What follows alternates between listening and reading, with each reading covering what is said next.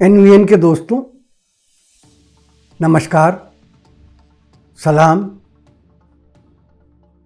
कमाल की बात में आपका वेलकम, स्वागत, खुशामदीद।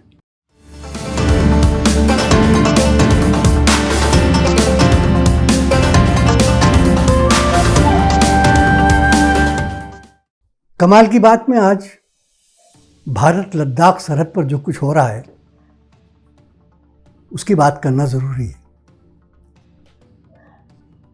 हालात वहाँ कैसे हैं इसका कुछ अंदाज़ा इस बात से होता है कि हमारे सेना नायक, हमारे सिपह सालार, हमारे commander in chief general MN Naravane Myanmar जाने वाले थे, लेकिन उन्होंने अपना वो विज़िट कैंसिल किया और उसके बजाय वो लद्दाख पर फॉरवर्ड लाइंस पर आए और उन्होंने फौजियों से बात भी की और कुछ अखबार के लोगों से भी बात की और उन्होंने बताया कि सरहद पर हालात टेंस्ड हैं, यानी हालात में तनाव है। अब जब आर्मी चीफ ये बात कह रहे हैं तो इसका मतलब यह है कि वाकई कुछ ज़्यादा ही मामला ख़राब है। इसे अगर आप समझना चाहें तो यूँ समझिए कि 29 और 30 की रातों को भारतीय सेना और चीनी सेना में एक क्लैश जैसा हुआ, लेकिन क्लैश ज़्यादा नहीं बढ़ा तो किसी के ज़ख्मी होने या किसी के मरने की कोई नौबत ऐसी नहीं आई, ना कोई ऐसी खबर आई। लेकिन 31 अगस्त को एक बड़ा वाक़या हुआ। 31 अगस्त को ये हुआ कि हमारी भारत की सेना की एक टोली ने पेंगोंग झील के दक्षिण में, झील से 2-3 हज़ार फीट की ऊंचाई पर 2 छोटी पहाड़ियों पर कब्जा कर लिया। इन्हें ब्लैक टॉप भी कहा जाता है। चीनी फौजी जब वहाँ आए तो दंग रह गए। दंग क्यों रह गए मैं आपको बताता हूँ। दंग इसलिए रह गए कि उन्होंने देखा कि भारत की फ़ौज के जो जवान वहाँ पर थे वो तिब्बती थे। अब ये किस्सा क्या है? किस्सा ये है कि तिब्बत में जब चीनियों ने दमन किया और दलाई लामा समेत बहुत से तिब्बतियों को तिब्बत छोड़कर निकलना पड़ा तो उन्हें भारत में पनाह मिली, हिमाचल प्रदेश में और दूसरी जगह पे। अब उनकी जो दूसरी नस्ल यहीं पैदा हुई तो उन्हें सेना की ट्रेनिंग दी गई और वो फौज में हमारी आ गए।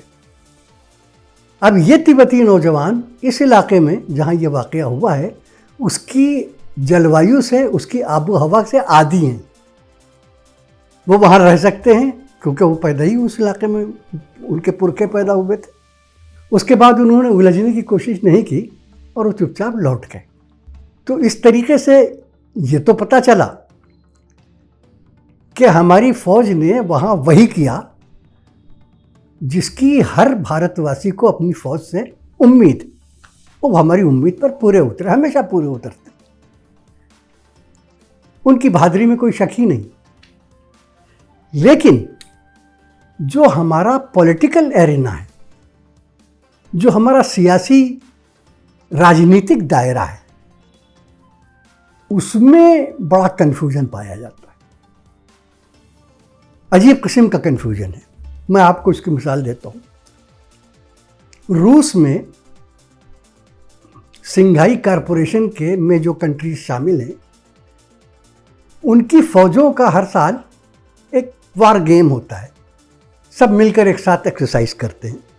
अब सिंघाई कॉरपोरेशन ऑर्गेनाइजेशन में तो ज़ाहिर है चीन भी है, रूस भी है, भारत भी है, पाकिस्तान भी है, सेंट्रल एशिया की वो तमाम रियासतें भी हैं, ताजिकिस्तान, कज़ाकिस्तान, किर्गिज़िस्तान, तुर्कमानिस्तान, उज़्बेकिस्तान, फिर तुर्की भी है, इंडोनेशिया भी है और भी कुछ इस तरह के कंट्रीज़ हैं। उनकी फ़ौजें हर साल वहाँ होती हैं और हर साल एक कॉमन एक्सरसाइज होती। इस साल वो एक्सरसाइज होने वाली थी तो पहले तो ये हुआ कि हमारी फ़ौजी दस्ते जाएंगे वहाँ और बराबर खबर आती रही कि वो जाएंगे और ज़रूर शरीक होंगे, इसमें होंगे। 2 दिन पहले यानी एक्सरसाइज से 2 दिन पहले अचानक ये ऐलान हुआ कि हमारी फौजें वहाँ नहीं जाएंगी। वजह ये बताई गई कि भाई वहाँ उन फौजों वहाँ जो एक्सरसाइज हो रही है उसमें जिन कंट्रीज़ की फ़ौजें हिस्सा ले रही हैं उनमें चाइना की फ़ौजें भी हैं और पाकिस्तान की फ़ौजें भी हैं, और हमारी फ़ौजें उनके साथ नहीं आ सकती। तो अजीब बात है, ये तो पहले दिन से मालूम था, ये अचानक थोड़ी मालूम हुआ था, ये तो पहले ही दिन से मालूम हुआ था। पहले ही दिन ये ऐलान हो जाता कि हमारी फ़ौजें नहीं, चाइना और पाकिस्तान की फ़ौजों के साथ एक्सरसाइज नहीं करेंगी। क्यों ये होता रहा कि जाएंगी जाएंगी और फिर नहीं जाएंगी? इससे बात जो है वो बनती नहीं है, बिगड़ जाती। फिर ये कहा गया कि वो नहीं, वो तो इस वजह से नहीं जा रही हैं कि चूँकि आजकल कोविड फैला हुआ है तो हम अपनी फ़ौजों को वहाँ भेजकर ये रिस्क नहीं ले सकते। बहरहाल मामला जो भी हो, वो हो या ये हो, लेकिन इससे ये साफ मालूम हुआ कि हमारे यहाँ पॉलिसी में कन्फ्यूजन है, क्लियर माइंडेड नहीं है, साफ दिमाग नहीं है। उसके बाद फिर एक वाक़या हुआ। हमारे रक्षा मंत्री राजनाथ सिंह जी इसी SCO यानी शंघाई कॉरपोरेशन ऑर्गेनाइजेशन की मीटिंग में शिरकत करने के लिए मॉस्को गए। जाहिर है कि वहाँ पर जो चीनी डिफेंस मिनिस्टर हैं फैंग ई, वो भी मौजूद थे। कहा यह जाता है कि चाइनीज़ डिफेंस मिनिस्टर ने अपने Indian counter part Indian defence minister से मिलने की ख्वाहिश जाहिर की। फिर यहाँ पे एक अजीब कन्फ्यूजन हुआ, मिला जाए या न मिला जाए। ये होता रहा कि नहीं मिलेंगे, फिर ये हुआ कि शायद मिले, फिर ये हुआ कि नहीं, वो राजनाथ सिंह साहब का वहाँ शेड्यूल बहुत टाइट है, मीटिंग का वक्त नहीं मिलेगा। लेकिन उसके बाद शायद ये समझ में आया कि अगर नहीं मिले तो चीन को एक और शोषा मिल जाएगा। वो सारी दुनिया से कहेगा कि साहब हम तो बात करने को तैयार थे, यही नहीं आए। तो फिर ये तय हुआ कि हमारे रक्षा मंत्री चाइनीज़ डिफेंस मिनिस्टर से मिलेंगे, और फिर वो मिले और कहा जाता है कि 2-2.5 घंटे तक बातचीत होती रही। अब मैं आपको पहले ये बता दूं कि ये कन्फ्यूजन क्यों था कि वो मिलेंगे या नहीं मिलेंगे। कन्फ्यूजन की वजह ये थी कि शायद ये एहसास हो गया था कि चाइनीज़ क्या कहेंगे, और चाइनीज़ जो कहेंगे तो उसके जवाब में क्या कहा जाएगा। तो इसलिए बेहतर ये समझा गया कि टाल दिया जाए तो बेहतर है। लेकिन फिर ये लगा कि कहीं इससे चाइना को फिर उसी तरीके से न मिल जाए कि जैसे उसने पहले कहा था कि साहब आपके प्राइम मिनिस्टर तो कहते हैं कोई आया न गया, कोई घुसा, तो उस तरह का कोई कन्फ्यूजन ना हो। तो इसलिए मुलाकात तय पा गई। फिर दोनों मिले और कहा जाता है कि 2.5 घंटे तक मिले। मिलने के बाद जो पहले हुआ था, एक मतलब आपको याद है डोभाल साहब मिले थे, ने बात की थी वहाँ के फॉरेन डिपार्टमेंट से, फॉरेन सेक्रेटरी से चाइना के। उसके बाद चाइना के फॉरेन सेक्रेटरी की तरफ से प्रेस रिलीज आई थी, और फिर डोभाल साहब के ऑफिस की तरफ से भी प्रेस रिलीज आई, और दोनों प्रेस रिलीज में ज़मीन आसमान का फ़र्क था। एक उत्तर था तो दूसरा दक्षिण था। यहाँ भी यही बिल्कुल कि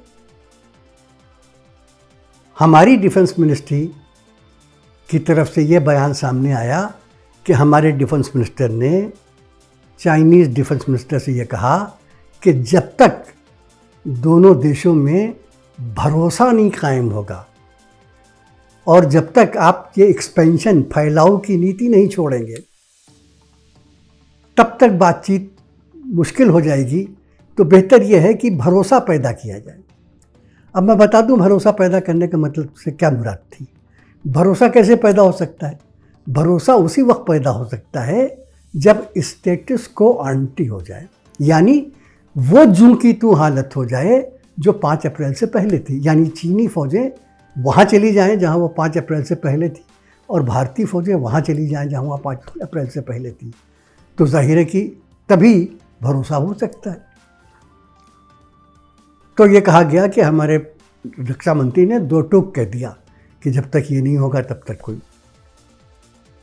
चाइनीज़ डिफेंस मिनिस्ट्री का बयान आया, उन्होंने ये कहा कि हमने इंडिया से ये कहा है कि आपने हमारी सीमाओं के अंदर दखल हस्तक्षेप किया है, दखल अंदाजी की है।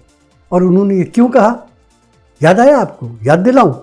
सुनिए, उन्होंने इसलिए कहा था। साथियों, पूर्वी लद्दाख में जो हुआ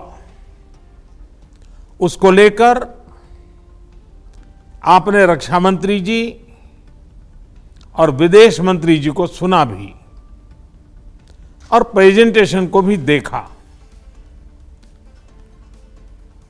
न वहां कोई हमारी सीमा में घुस आया है, न ही कोई घुसा हुआ है, न ही हमारी कोई पोस्ट किसी दूसरे के कब्जे में है।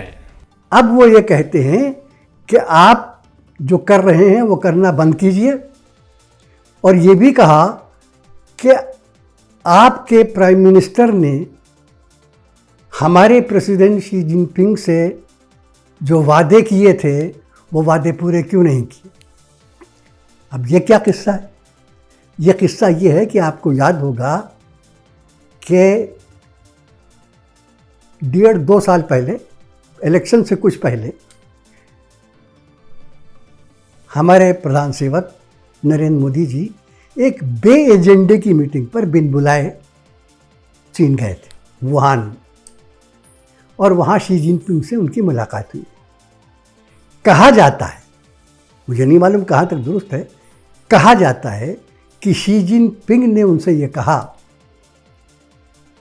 कि हिंदुस्तान चीन का पार्टनर बनना चाहता है या राइवल बनना चाहता है,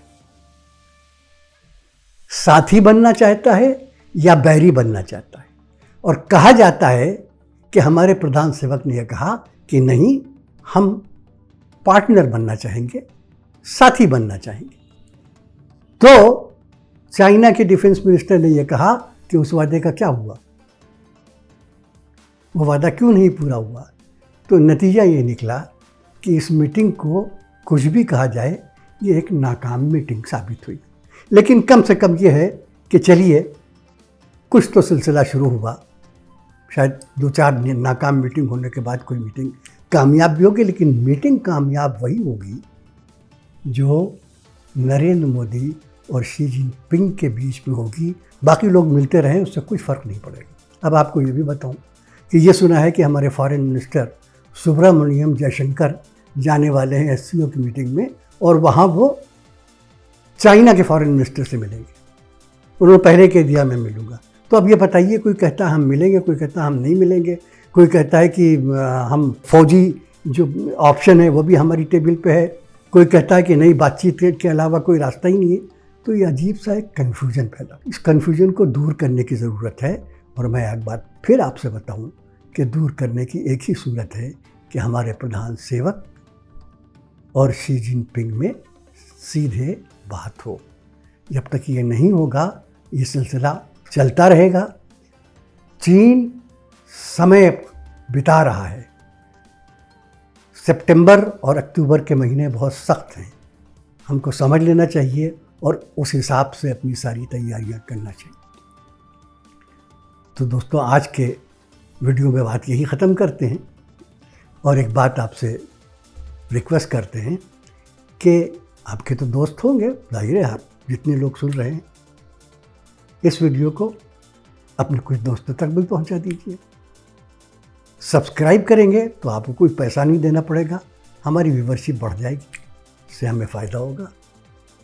तो अगले वीडियो तक के लिए नमस्कार, जय हिंद, खुदा हाफिज़।